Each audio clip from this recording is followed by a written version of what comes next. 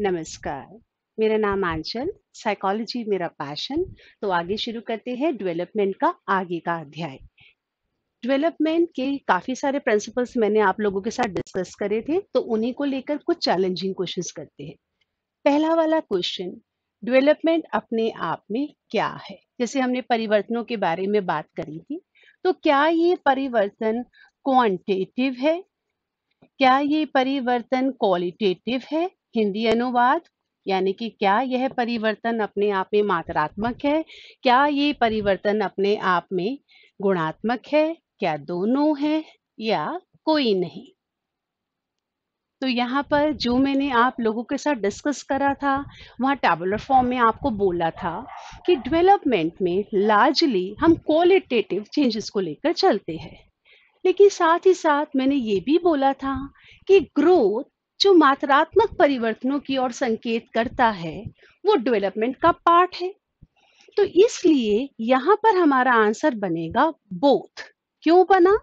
अगर tabular form या definition के तौर पे जाते हैं, तो quantitative goes well with growth part, qualitative goes well with development part. But if growth is a part of development, तो इसका मतलब डेवलपमेंट ज्यादा व्यापक, ज्यादा कॉम्प्रिहेंसिव टर्म है, तो ये दोनों प्रकार के परिवर्तनों की ओर संकेत करेगी। इसी प्रकार अगर मैं कुछ और क्वेश्चंस लेना चाहूँ, तो उसमें कुछ ऐसे भी क्वेश्चंस कभी-कभी पूछ लिए जाते हैं कि अगर हमने डेवलपमेंट के रेट के बारे में बात करा, तो उसी तरीके से अगर हम रेट ऑफ ग्रोथ के बारे में भी बात करें, यानी कि मैं कह रही हूँ कि डेवलपमेंट का शारीरिक पक्ष जिसको हम ग्रोथ कहते हैं, तो रेट ऑफ ग्रोथ मैक्सिमम किस बॉडी पार्ट में होती है, लेकिन किन के लिए, in which part of body? In small children, छोटे बच्चों में। तो यहाँ पर आपके ऑप्शंस में डालकर दे रही हूँ। क्या यह हेड वाला पार्ट है? क्या यह पैर वाला हिस्सा है? क्या यह लेग्स है? क्या यह आर्म्स है? तो यहाँ पर हमारे को पहले क्वेश्चन में कीवर्ड देखना है कि मेनली हमसे पूछा क्या जा रहा है। क्वेश्चन में पूछा जा रहा है, वृद्धि की दर पूछी गई है, कब ये मैक्सिमम होगी, लेकिन ये जनरल वे में नहीं पूछी गई, बहुत स्पेसिफिकली पूछा गया है कि छोटे बच्चों के केस में। तो यहाँ पर अगर सभी लोगों का आंसर यहाँ पे हेड बन रहा है, तो वो गलत है, क्योंकि यहाँ पे आपका आंसर बनेगा पैर।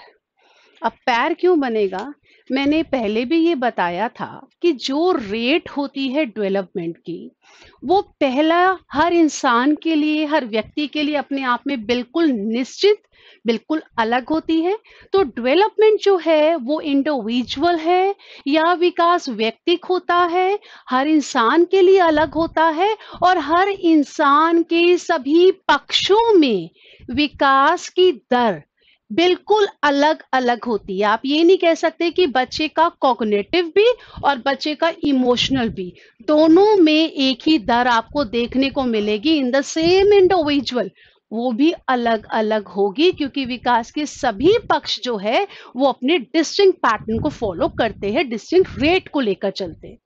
तो इस कारण यहाँ पर भी हमें ये देखने को मिलेगा, चाहे हम बात केवल ग्रोथ जो कि शारीरिक परिवर्तनों के बारे में बात कर रहा है, तो उसमें भी बच्चे का जो पैर होता है, तो आपने भी देखा होगा कि छोटे बच्चे के जूते आपको बहुत जल्दी बदलने पड़ जाते हैं, क्योंकि बच्चे का पैर बढ़ जाता है जल्दी। तो ये एक क्वेश्चन है जो कई बार हमारा आंसर गलत हो जाता है।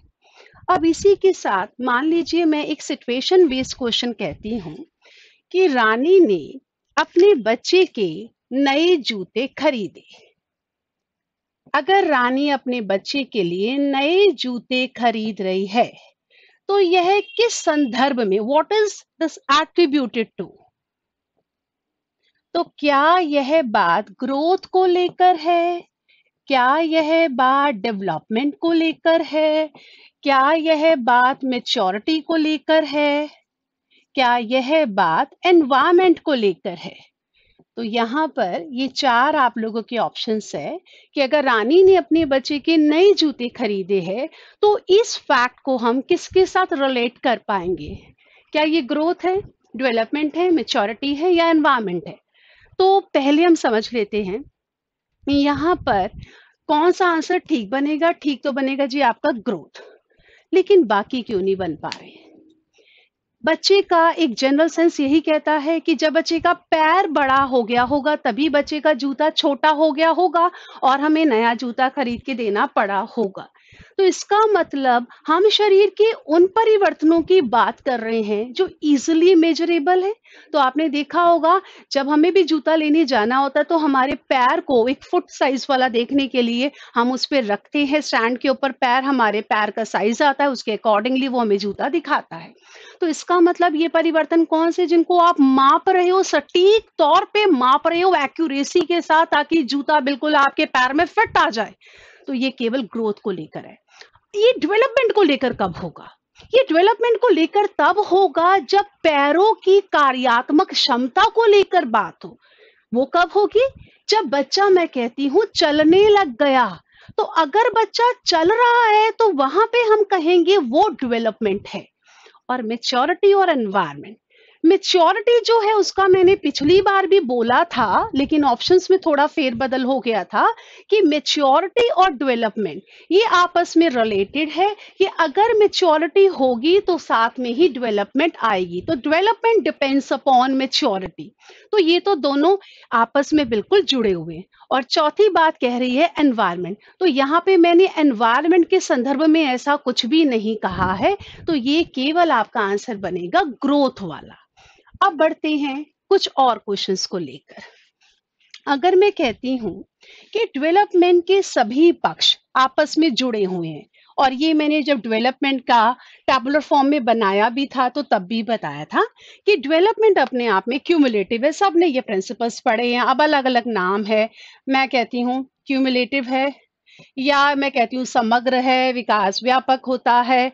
तो ये सारे एक ही बात को कह रहे हैं। अब क्वेश्चन इसके ऊपर मैं कुछ अलग सा बनाना चाहती हूँ। जब हम जानते हैं कि विकास अपने आप में समग्र होता है, कई पक्षों को लेकर है, और वो मेजर ब्रॉडली 4 डोमेन थे जिसके बारे में हम डिस्कस कर चुके हैं। फिजिकल हो गया, कॉग्निटिव हो गया, सोशल हो गया एंड इमोशनल हो गया। अब ये जो पक्ष हैं इनके बारे में मुझे क्या कहना चाहिए? क्या यह सभी पक्ष जो विकास के हैं आनुवांशिकता से प्रभावित है, या यह वातावरण से प्रभावित है? तो आनुवांशिकता, जिसे हम अंग्रेजी में हेरिडिटी कहते हैं। और अगला वाला ऑप्शन कि मैं कहती हूं कि ये सारे के सारे एनवायरनमेंट से प्रभावित है, या यह एक दूसरे पर निर्भर करते हैं, या इन सभी क्षेत्रों में एक सह संबंधता, यानी कि मैं कहूं कि इंटर रिलेटेडनेस, इंग्लिश में कह रही हूं इंटर रिलेटेडनेस, मैंने बिल्कुल शॉर्ट में लिखा है। तो पूरे पूरे ऑप्शंस मैंने नहीं लिखे ताकि मैं ज्यादा क्वेश्चन कवर कर पाऊं। अब यहाँ पर अगर हमारा ये क्यूमुलेटिव है, हमें ये प्रिंसिपल पता है, तो इसमें से हमारे को सबसे अच्छा ऑप्शन क्या मिलेगा? अगर मैं सिर्फ क्वेश्चन के तौर पे ये कहना चाहती हूँ कि विकास के सभी पक्षों का आपस में उनके लिए क्या कथन कहना उपयुक्त होगा विकास के पक्षों के संदर्भ में, तो हेरिडिटी से प्रभावित है। हाँ है, हेरिडिटी से प्रभावित होते हैं। खासकर जो शारीरिक वाला पक्ष है वो तो हेरिडिटी पे ज्यादा डिपेंड करेगा कि आपकी बॉडी कॉन्स्टिट्यूशन किस प्रकार की होगी। पहला वाला ठीक है। क्या ये एनवायरनमेंट से प्रभावित है? हाँ जी, ये बिल्कुल एनवायरनमेंट से प्रभावित होगा कि जिस प्रकार का एनवायरनमेंट होगा, जैसे कि हम सोशल और इमोशनल की बात करें, कि अगर आप बच्चे को क्लासरूम में भी बड़ा फियरफुल एनवायरनमेंट दे रहे हैं तो कहीं ना कहीं बच्चे इमोशनली स्टेबल नहीं होंगे। तो हाँ, हमारे एनवायरनमेंट का बहुत बड़ा प्रभाव डेवलपमेंट पर होता है, ये भी ठीक है। तीसरा वाला ये कहता है कि विकास के सभी पक्ष एक दूसरे पर निर्भर होते हैं, यानी कि अगर पहला वाला होगा तभी दूसरा वाला होगा। तो ऐसा मैंने आप लोगों को पहले भी बताया है कि ये जरूरी नहीं है कि अगर एक बच्चा फिजिकली बहुत फिट होगा तभी वो कॉग्निटिवली अच्छा काम करेगा। और अगर एग्जाम्पल पे देना चाहूं तो स्टीवन हॉकिंग्स का नाम सबने सुना हुआ है, मल्टीपल डिसेबिलिटी केस। तो इस प्रकार का व्यक्ति जिसके साथ मल्टीपल डिसेबिलिटीज थी, फिजिकल वगैरह बहुत प्रॉब्लम थी, लेकिन उसके बावजूद भी कॉग्निटिवली वो इतने ब्राइट थे कि सदियों से चली आ रही बिग बैंग थ्योरी को उन्होंने चैलेंज करा, विद एविडेंस चैलेंज किया। तो इसका मतलब हम ये नहीं कह सकते कि ये एक दूसरे के ऊपर निर्भर होते हैं कि अगर एक होगा तभी दूसरे का अस्तित्व सामने आएगा। नहीं, तो ज़्यादा सटीक कहना क्या है कि ये आपस में सहसंबंधित होते हैं, कि इनका आपस में रिलेशन तो है, पर इस रिलेशन का मतलब ये बिल्कुल नहीं है कि एक विकास का पक्ष अपने आप को एक्सप्रेस नहीं कर जाएगा अनलेस दूसरा वाला उसको सपोर्ट करे। There might be a relation, there not might be but there is a relation between them, but they are not dependent on each other. अब बात आती है कि पहला और दूसरा जिसको मैं ठीक कह रही थी, उसको मैं रूल आउट क्यों कहूंगी? मैं ये तो मानूंगी कि हेरिडिटी का भी प्रभाव है, एनवायरनमेंट का भी प्रभाव है, लेकिन इसको मैं तब सही कहूंगी जब मेरे पास ऑप्शन में आएगा interaction between heredity and environment, यानी कि दोनों का सापेक्षिक प्रभाव पड़ता है। यानी कि when they both operate together। Heredity एक ग्राउंड है, लेकिन उस ग्राउंड को जो पोषण मिलना है वो मिलेगा एनवायरनमेंट के द्वारा। तो ये अलग अलग में आप नहीं दे सकते हेरिडिटी और एनवायरनमेंट, इन दोनों का आपस में जो इंटरेक्शन होगा that is responsible for the development of the child. तो ऑप्शन ठीक होते हुए भी जिसमें कुछ चीजें आपको सही मिल रही है, लेकिन एनालाइज करने की क्षमता ही वो कहलाती है कि आपको एप्रोप्रिएट का चयन करना होता है। तो यहां पर आपका आंसर बनेगा डी वाला पार्ट, कि विकास के सभी पक्षों का आपस में एक सह संबंधता पाई जाती है, और इसीलिए हमारा विकास जो है वो क्यूमुलेटिव होता है। अब बढ़ते हैं अगले क्वेश्चन की ओर। अगर मैं कहती हूं विकास में हमने पढ़ा था कि सब ये अपने आप में इंडिविजुअल होता है, तो हम जानते हैं अब इससे लेकर हमारे पास प्रिंसिपल ये भी आता है कि विकास में इंडिविजुअल डिफरेंसेस होते हैं, व्यक्तिगत भिन्नताएं होती हैं। वो आप लोगों ने क्लासरूम में भी देखा है, और ये तो एक इस प्रकार का क्वेश्चन है जो मैं खासकर सीटेट के लिए बोलना चाहूंगी। ये अगर आपको सीटेट के सीडीपी में नहीं मिलेगा तो किसी सब्जेक्ट पैडा में तो मिलेगा ही मिलेगा। कहने का मायने ये है कि सीता गीता दो बहनें, सीता जो इतना बोलती है जो चुप होने पर नहीं आती है, या गीता इतनी मासूम है जो शुरू नहीं होती है। तो इस प्रकार दोनों बहनों में जो परिवर्तन, जो हम एक भिन्नता देखते हैं, वो किसके आधार के ऊपर है? इंडिविजुअल डिफरेंसेस के आधार पर।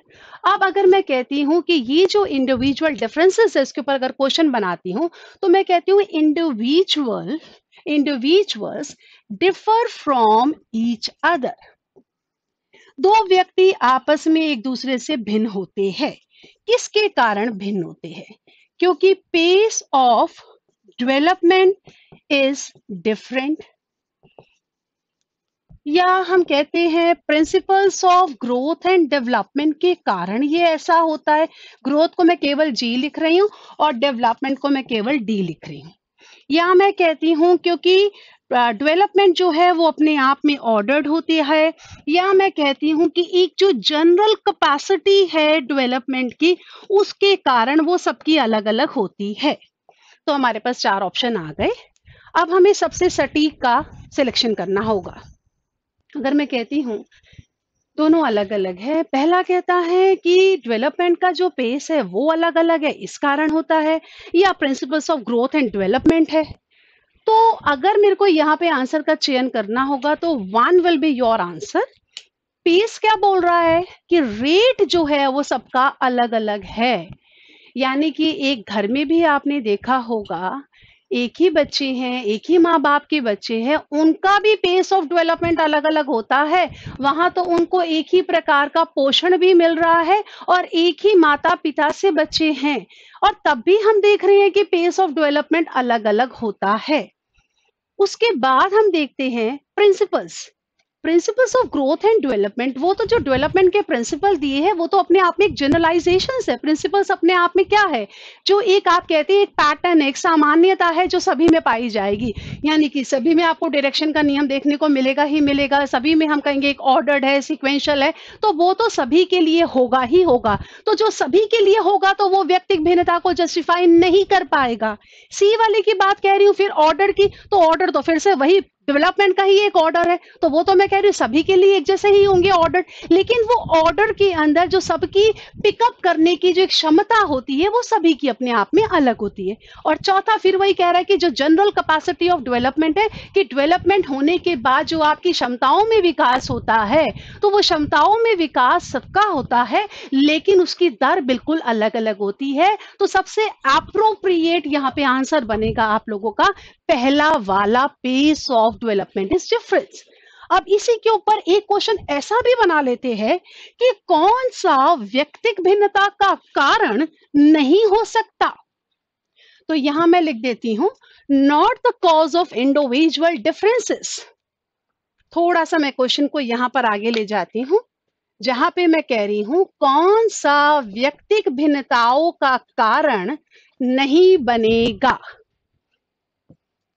तो क्या यह हेरिडिटी है, क्या यह एनवायरमेंट है, क्या यह मैच्योरिटी है, क्या यह गाइडेंस है। इनमें से व्यक्तिक भिन्नता का कारण कौन सा नहीं बनेगा। तो देखिए जी, मैंने पहले इतना बोला है, हेरिडिटी जो है वो एक कारण बनेगी, एनवायरमेंट जो है वो भी एक कारण बनेगा। अब हमारे को यहाँ पे नॉट वाला ढूंढना है। अगर मैं कहती हूँ गाइडेंस वाला, तो गाइडेंस तो कहीं ना कहीं एनवायरनमेंट का ही पार्ट बन गया।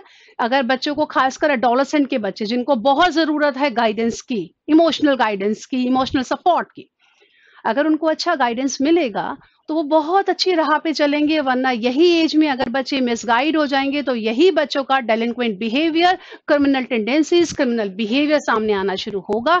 यानी कि अगर आप उनको अच्छा एनवायरनमेंट देंगे तो गाइडेंस जो है या काउंसलिंग जो है वो अपने आप में क्या है, एनवायरनमेंट का ही पार्ट है। लेकिन जहां पे मैं बात करती हूँ मेच्योरिटी की, तो मेच्योरिटी जो है वो इंडिविजुअल डिफरेंसेस का कारण नहीं बन पाएगा, क्योंकि मैंने पहले भी बताया था कि मेच्योरिटी अपने आप में एक बायोलॉजिकल प्रोसेस है जो अपने आप गवर्न होता है। यानी कि बच्चों में जो एक अनफोल्डिंग ऑफ ट्रेट्स है कि उनका चलना है, उनका जो बोलना है, ये जो क्षमताएं हैं जो बच्चे की दिखाई पड़ने लगती है, ये उम्र के साथ होती है। तो मैंने पिछली क्लास में क्वेश्चन करवाया था जिसमें मैं ये कहना चाह रही थी कि मेच्योरिटी है और जो डेवलपमेंट है वो दोनों का आपस में रिलेशन है। उनके ऑप्शंस थोड़े से फेरबदल हो गए थे। तो यहाँ पे हमारा जो मेच्योरिटी है वो तो डेवलपमेंट को प्रभावित करता है। तो यहाँ पर वो कहता है कि not the cause of individual differences. तो मेच्योरिटी सभी बच्चों में एक पर्टिकुलर एज टास्क में आएगी ही आएगी। इसीलिए हमने एज स्लैब दे रखी है कि रिप्रोडक्टिव मेच्योरिटी वगैरह सब चीजें कब कब कितनी कितनी उम्र में आती है। तो ये आपका इंडिविजुअल डिफरेंसेस का जो कारण है वो नहीं बनेगा। तो यहाँ पे हमारा आंसर हो गया मेच्योरिटी, क्योंकि हेरिडिटी जो है वो शारीरिक वगैरह को बहुत ज्यादा प्रभावित करती है, एनवायरनमेंट भी प्रभावित करता है। लेकिन पहले वाले क्वेश्चन में मेरा था कि जहां पे अगर हमें हेरिडिटी और एनवायरनमेंट के कंट्रीब्यूशन की बात करनी होगी तो वहां पर हमेशा हमारे पास एक ऐसा स्टेटमेंट होगा जहां दोनों को लेकर होगा। लेकिन यहां हमारा क्वेश्चन कह रहा है नॉट वाले को लेकर। तो यहाँ पे अगर नॉट वाला है तो इंडिपेंडेंटली भी अगर हम हेरिडिटी और एनवायरनमेंट को लेके चलेंगे तो नॉट में हम जस्टिफाई कर पाएंगे कि हेरिडिटी भी है, एनवायरनमेंट भी है, गाइडेंस भी है, लेकिन मेच्योरिटी व्यक्तिगत भिन्नता का कारण नहीं है, क्योंकि मेच्योरिटी सभी बच्चों में एक पर्टिकुलर उम्र तक आने आने तक वो मेच्योरिटी के कारण जो उनके अंदर परिपक्वता है वो देखने में मिल जाएगी। खत्म होता है हमारा इंडिविजुअल डिफरेंसेस को लेकर। अब कुछ और क्वेश्चंस लेकर चलते हैं। एक क्वेश्चन मैं थोड़ा सा अपने लेवल पे बनाना चाहती थी। आप सभी लोगों को मैंने प्रिंसिपल जैसे कुछ करा दी, उसी के बेस के ऊपर ये क्वेश्चन है। महाभारत की कहानी सभी ने सुनी हुई है और इससे रिलेटेड एक क्वेश्चन थोड़ा सा कर लेते हैं। हम सभी ने ये जाना है कि महाभारत में अभिमन्यु ने चक्रव्यूह को तोड़ने की बात अपनी मां सुभद्रा के गर्भ में सुन ली थी और इसी कारण महाभारत के युद्ध में अभिमन्यु ने उस चक्रव्यूह को तोड़ा था। मेरी बात केवल यहां तक ही है। तो अगर हम कहते हैं कि बच्चा मां के गर्भ में आखिरी वाले ट्राइमेस्टर में यानी कि आखिरी वाले जो 3 महीने होते हैं, उसमें बच्चा पूरा-पूरा सुनता है। तो बताइए, आखिरी ट्राइमेस्टर में जब बच्चे की सुनने की क्षमता का विकास हो जाता है, तो उस समय यदि अभिमन्यु ने चक्रव्यूह को तोड़ने का, किस तरीके से चक्रव्यूह तोड़ना है उसके बारे में सुन लिया था, तो यह विकास के किस प्रिंसिपल की ओर इशारा करता है? क्या ये कहता है जनरल टू स्पेसिफिक? क्या ये कहता है प्रॉक्सिमो डिस्टल? क्या ये कहता है सिफेलोकॉर्डल या नन? तो यहाँ पर हमें ये तो पता है कि प्रिंसिपल तो प्रॉक्सिमो डिस्टल भी ठीक है और सिफेलोकॉर्डल भी ठीक है, और जब हम बच्चे के शरीर के निर्माण की बात करें तो ये तो दोनों बातें ठीक है। लेकिन सिचुएशन क्या कह रही है? सिचुएशन ये कह रही है कि आखिरी ट्राइमेस्टर में जब बच्चा माँ के गर्भ में सभी प्रकार की आवाज़ों को सुनने में सक्षम हो जाता है, तो उसी ट्राइमेस्टर में अभिमन्यु ने चक्रव्यूह को तोड़ने की बात सुनी। तो यह अपने आप में किसको दर्शाता है? तो यहाँ आप लोगों के लिए आंसर बनेगा जनरल टू स्पेसिफिक। क्वेश्चन की स्टेटमेंट पकड़नी बहुत जरूरी है। क्वेश्चन की मैंने स्टार्टिंग में लाइन कुछ इस प्रकार बनाई है कि बच्चा सभी प्रकार की आवाजों को सुनने लगता है, यानी कि सभी का मतलब है जनरल, और स्पेसिफिक का मतलब है जब कोई एक बात, तो इसका मतलब जैसे आपने छोटे बच्चों में भी देखा होगा, आवाजें तो उनको भी सारी आ रही होती है, लेकिन इतनी आवाजों के बीच में अगर बच्चे को माँ की आवाज आ जाए तो बच्चा माँ की आवाज को झट पहचान लेता है। इनफैक्ट अगर माँ की चूड़ियों की खनखन हो या पायल की खनखन हो, तो इतनी आवाजों के बीच में भी बच्चे को माँ की आवाज की भी पहचान है और माँ की खुशबू भी बच्चे को है।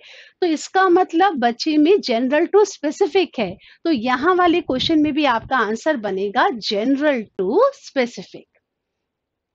अब इसी तरीके के कुछ क्वेश्चंस थोड़े से सिचुएशन बेस्ड जो आपको थोड़े नए लगे, किताबों से थोड़े हट कर लगे, वैसे क्वेश्चंस कर लेते हैं, वरना तो किताबों में सब मिल ही जाएगा।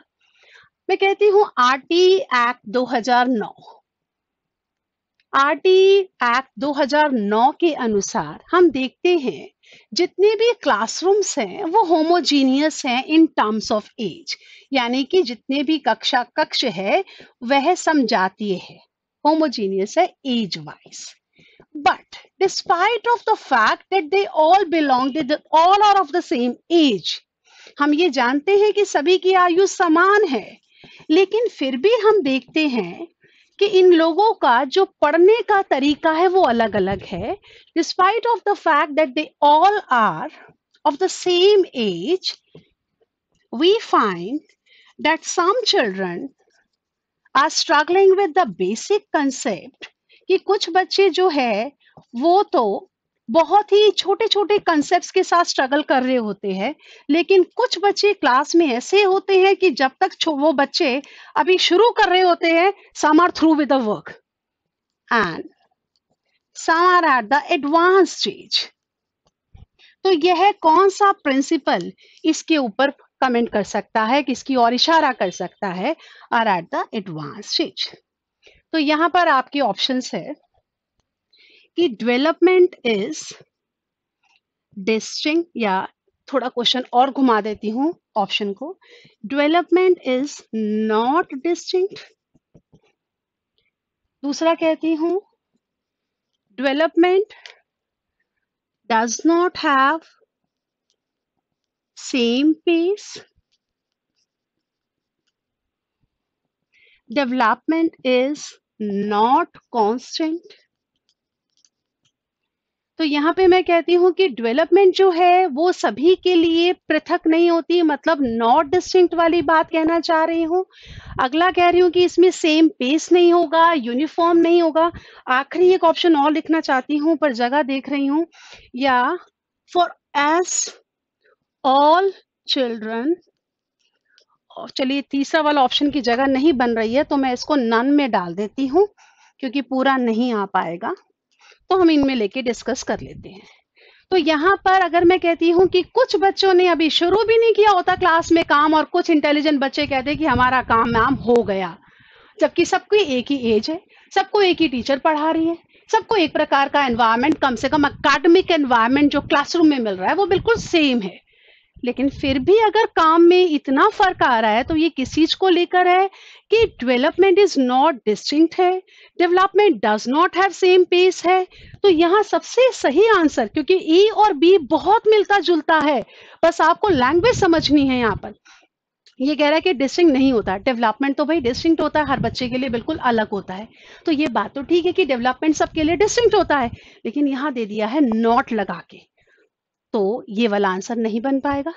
अगर दूसरे को कहते हैं कि development does not have the same pace, तो ये बात सही की व्याख्या कर रहा है कि हर बच्चा अपनी गति से काम करेगा, और यह गति हर बच्चे की एक जैसी बिल्कुल नहीं होगी, तो पेस का डिफरेंस है। और तीसरा वाला कह रहा है कि डेवलपमेंट जो है वो कांस्टेंट नहीं होता है, या डेवलपमेंट जो है वो यूनिफॉर्म नहीं होता है। तो हमें ये पता है कि डेवलपमेंट जो है, ये थर्ड में कांस्टेंट की जगह मैं यूनिफॉर्म लिख रही हूँ। तो डेवलपमेंट मैं कहती हूँ समरूपता। तो डेवलपमेंट में समरूपता किस चीज को लेकर होती है कि सभी बच्चों में डेवलपमेंट की यूनिफॉर्मिटी किस प्रकार होती है कि जैसे जैसे मेच्योरिटी आती जाएगी उनमें वो कार्यात्मक क्षमता दिखनी शुरू हो जाएगी। और ये यूनिफॉर्मिटी का पैटर्न मैंने बताया था, अक्रॉस कंट्रीज, अक्रॉस रीजन, हर जगह आपको मिलेगा कि 1 साल का बच्चा एक एक शब्द बोल लेगा, या आपका 2 साल तक का जो बच्चा होगा उसके शब्दों में कितनी शब्दावली उसकी 200-300 शब्दों की आ जाएगी। तो वो जो डेवलपमेंट का वो जो स्वरूप है वो सभी के लिए यूनिफॉर्म होता है, और ये कह रहा है इज नॉट, तो नहीं, ये तो यूनिफॉर्म होता है। तो यहां पर आपका आंसर बन गया केवल सेकंड वाला। तो आज मैं जो क्वेश्चंस करवा रही हूँ वो क्वेश्चंस का लेवल कुछ अच्छा होगा, एडवांस लेवल के करवा रही हूँ, क्योंकि पहले वाले में मैंने क्वेश्चन सिंपल लिए थे लेकिन थोड़े रेयर लिए थे। तो आज भी मैं उसी अपने स्टाइल को आगे लेकर चल रही हूँ। अब आगे बढ़ते हैं।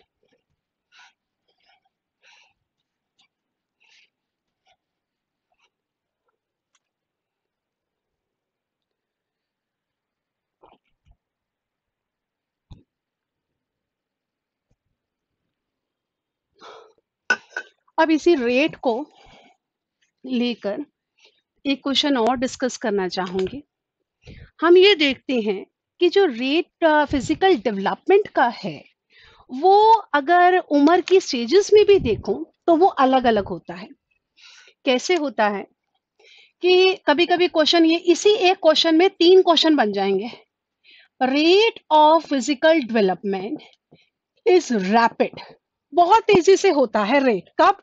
During infancy. तो कभी कभी क्वेश्चन ऐसा आता है, कौन सी स्टेज के अंदर रेट फिजिकल डेवलपमेंट का ज्यादा होगा? इन्फेंसी में। फिर क्वेश्चन ये भी बन सकता है, कब ये मंदा हो जाता है, यानी कि स्लो हो जाता है ये चाइल्डहुड में, बाल्यावस्था में रेट ऑफ फिजिकल डेवलपमेंट, शारीरिक विकास की दर मंदी हो जाती है। और फिर हमें एक स्पर्ट, यानी कि विकास में उछाल, ये उछाल हमारे को देखने को कब मिलता है? इसको हम कहते हैं एडोलेसेंट, किशोरावस्था के दौरान। अगर ये पैटर्न इस रूप में चल रहा है तो बताइए यह विकास के किस प्रिंसिपल की ओर इशारा करता है? डेवलपमेंट follows a spiral, या development proceeds in a spiral fashion, या मैं कहती हूँ डेवलपमेंट जो है वो क्यूमुलेटिव होता है, या मैं कहती हूँ डेवलपमेंट जो है वो आपका इंटर रिलेटेड होता है, विकास के अलग अलग पक्ष रूप में जुड़े हुए होते हैं। तो यहाँ पर आपका कौन सा वाला बनेगा? तो यहाँ जहाँ मैं कह रही हूँ कि विकास एक पर्टिकुलर स्टेज में जो इन्फेंसी का कहलाएगा उसमें बहुत रैपिड होगा। एज द एज एडवांसेस बच्चा चाइल्डहुड में आएगा वो थोड़ा मंदा पड़ जाएगा। फिर उसके बाद जब किशोरावस्था में बच्चे के हार्मोनल चेंजेस आने शुरू हो जाते हैं तो एकदम हमें लगता है कि बच्चा हाइट पकड़ लेता है और वो शारीरिक परिवर्तन आपको एकदम से काफी तीव्र गति में 1 साल के डिफरेंस में आपको बच्चे बहुत बड़े दिखने लग जाते हैं। तो ऐसा कब होता है? जब वो उछाल आता है। तो ये इसका कारण क्या वर्तानुकार होना है या ये समग्र होता है कि भाई सभी में हो रहा है, इस कारण ऐसा हो रहा है कि विकास के सभी पक्षों में ऐसी चीज आ गई है, इस कारण आपको ये देखने को मिल रहा है, या विकास के सभी पक्ष क्योंकि आपस में जुड़े हुए अगर एक में उछाल आ गया तो बाकियों में भी उतना ही उछाल आ गया। तो कौन सा बात इसकी पुष्टि करता है? तो यहाँ पर हम लेंगे पहला वाला, जो ये कहता है कि पहले विकास बहुत तेजी से आगे बढ़ा आगे बढ़ा आगे बढ़ा जब बच्चा छोटा है। जैसे थोड़ा बड़ा हुआ तो ये विकास, मैं ऐसा नहीं कह रही कि कम हो गया, रिवर्सिबल तो होता ही नहीं है कि उल्टा हो गया कि जो क्षमता आ गई वो नहीं होगी, अब नहीं क्षमताएं होंगी, लेकिन विकास की गति मंदी हुई और ये एकदम एडोलसेंस के अंदर आके वो विकास में उछाल आपको देखने को मिल गया। तो कौन सा कथन इसकी पुष्टि करता है कि डेवलपमेंट जो है वो एक स्पाइरल फैशन को फॉलो करती है? और डेवलपमेंट का अगर मैं कहती हूँ क्यूमुलेटिव वाला, तो मैं ये नहीं कह रही थी यहाँ पे कि सभी पक्षों का, क्योंकि मैंने यहाँ मेंशन कर दिया है very specifically, I have mention this thing कि मैं फिजिकल डेवलपमेंट के बारे में बात कर रही हूँ। तो यहाँ ना तो क्यूमुलेटिव है ना ही आपका इंटर रिलेटेडनेस है, तो आपके बाकी के दो ऑप्शंस को रूल आउट कर सकते हैं, तो आपका आंसर केवल फर्स्ट वाला बनेगा। अब इसी एडोलसेंस को लेकर हम एक चीज ये भी देखते हैं कि जब बच्चे इस एडोलसेंस स्टेज में आते हैं तो फिजिकल चेंजेस तो आते ही आते हैं, लेकिन अगर मैं कहती हूँ कि बाकी पक्षों में भी चेंज आता है, लेकिन ये जरूरी नहीं कि जितना चेंज आपको फिजिकल में देखने को मिला है उतना ही चेंज आपको कॉग्निटिव में भी देखने को मिलेगा, क्योंकि रेट ऑफ डेवलपमेंट हर पक्ष के लिए बिल्कुल डिस्टिंक्ट होगी। तो अगर इस बात को लेकर चलते हैं तो हम ये देखते हैं कि किशोरा अवस्था के दौरान, किशोरा अवस्था,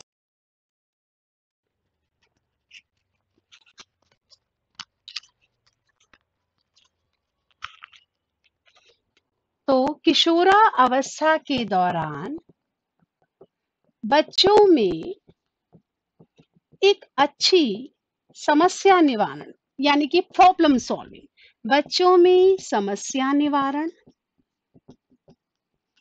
व अच्छी तर्क शक्ति या अच्छी चिंतन क्षमता का विकास प्राय देखने को मिलता है। तो बताइए यह यह विकास के किस पक्ष की ओर इशारा करता है? तो यहाँ पर आपके 4 पक्ष हैं, वही उसी चारों का ही चॉइस बनेगा। किस पक्ष की ओर इशारा करता है? तो यहाँ पे आपका फिजिकल वाला होगा, या आपका कॉग्निटिव वाला है, या आपका इमोशनल वाला है, या सोशल वाला है। तो उन चारों पक्षों में से यहाँ हमारा आंसर किसको लेकर आ रहा है? जब बात समस्या निवारण की है, जब बात चिंतन की है, तो दोनों को क्लब करके आपको मिलेगा कॉग्निटिव वाला पार्ट, यानी कि संज्ञानात्मक विकास।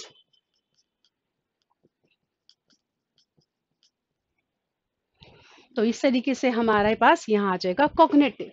अब इसी चीजों को कभी कभी क्वेश्चन थोड़ा घुमाकर ऐसे भी आ सकता है कि बताइए कि विकास का निम्न में से कौन सा विकास के पक्ष के अंदर आता है? निम्न में से कौन सा विकास के पक्ष के अंतर्गत आता है?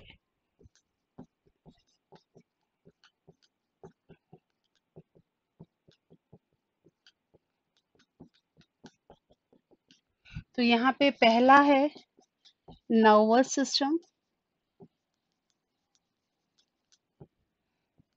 दूसरा है मेमोरी, तीसरा है एडजस्टमेंट और चौथा है एग्रेसिवनेस या ब्यूलीनेस। एग्रेसिवनेस जिसको मैं ब्यूली के रूप में बता रही हूँ, झगड़ालुता के बारे में। तो यहाँ पर हमें पहली बात विकास को देखना है। तो एक ऑप्शन आप पहले ही रूल आउट कर सकते हैं कि ये जो ब्यूली यानी कि झगड़ालू वाला चीज है उसको हम डेवलपमेंट में नहीं लेकर आते हैं, क्योंकि डेवलपमेंट प्रोग्रेसिव चेंजेस को लेकर होता है, इसमें डिटोरियोरेशन नहीं होता। इसीलिए विकास को अगर मैं ये बोलूं कि विकास आपकी परिवर्तनशील प्रक्रिया है, कि जो विकास आपने पा लिया वो बाद में नहीं, वो खत्म हो गया, वो उल्टा हो गया, तो नहीं, वैसा नहीं है। तो यहाँ पर हमारा जो नेगेटिव वाला है वो तो बिल्कुल ही नहीं बनेगा। अब बच गए हमारे पास 3 ऑप्शन।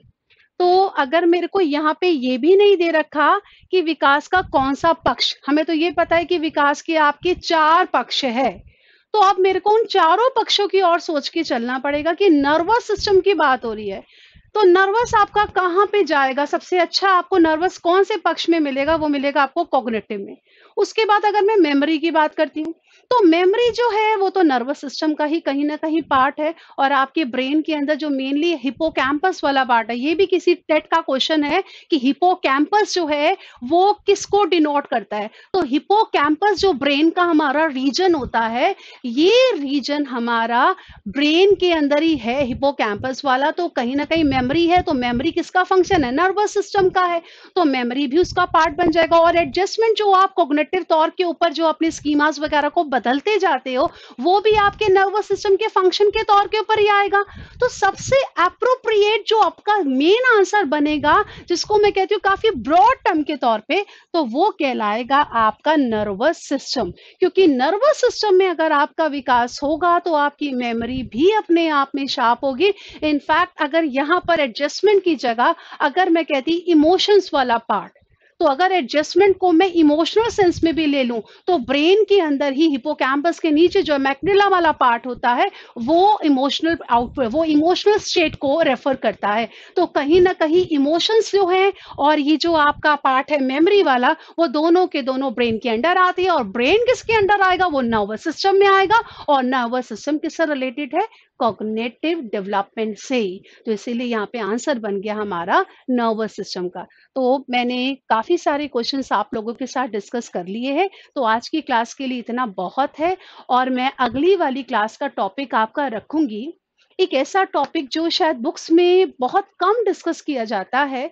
मेरा टॉपिक है डिस्प्यूट्स रिगार्डिंग डेवलपमेंट। यानी कि डेवलपमेंट की जो पहली वाली क्लासेस में मैंने कहीं एक बात करी थी कि मैंने डेवलपमेंट का कंटिन्यूस वाला प्रिंसिपल नहीं लिखा है। अब क्यों नहीं लिखा? क्योंकि ये अपने आप में बहुत ही कंट्रोवर्शियल है, तो मैं इसके बारे में डिस्कस करूंगी।